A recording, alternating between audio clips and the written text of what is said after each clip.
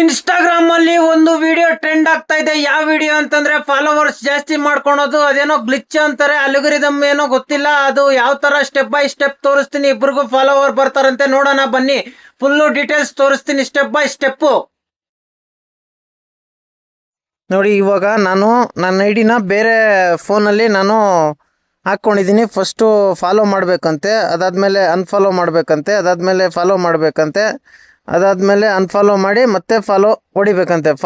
ಈಗ ಫಾಲೋವಿಂಗ್ ತೋರಿಸ್ತಾ, ಅದಾದಮೇಲೆ ಕಮೆಂಟ್ಸ್ ಅಲ್ಲ, ಶೇರ್ಗೆ ಹೋಗ್ಬೇಕು. ಶೇರ್ಗೆ ಹೋಗ್ಬಿಟ್ಟು ಲಿಂಕ್ನ ಕಾಪಿ ಮಾಡಬೇಕು. ಈ ಲಿಂಕ್ನ ಕಾಪಿ ಮಾಡಿದ ತಕ್ಷಣ ಮತ್ತೆ ಕಮೆಂಟ್ಸ್ ಬಾಕ್ಸಲ್ಲಿ ಹೋಗ್ಬಿಟ್ಟು ಇದನ್ನು ನೋಡಿ ತೋರಿಸ್ತೀನಿ.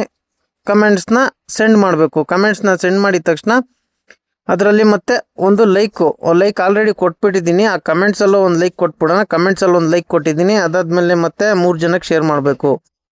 1 2 3 ಯಾವ್ದಕ್ಕಾರ 3 ಜನಕ್ಕೋ ಇಲ್ಲ 4 ಜನಕ್ಕೋ ಶೇರ್ ಮಾಡಿದ್ರೆ ಈ ಥರ ಜಾಸ್ತಿ ಆಗ್ತಾರೆ ಅಂತ ಫಾಲೋವರ್ಸು ಅಂತ ಹೇಳ್ತಾಯಿದ್ರು. ನೋಡೋಣ ಬನ್ನಿ ಇದು ರಿಯಲ್ಲ ಫೇಕು ಅಂತ. ಈ ವಿಡಿಯೋ ನೋಡ್ತೀನಿ, ಅದಾದಮೇಲೆ ಮತ್ತೆ 1 hour ಇಲ್ಲ ನಾಳೆ ವಿಡಿಯೋ ಮಾಡ್ತೀನಿ ಇದ್ರದ್ದು ರಿಸಲ್ಟ್ ಏನಾಯಿತು ಅಂದ್ಬಿಟ್ಟು ತೋರ್ಸೋಕ್ಕೆ ಅಷ್ಟೇ.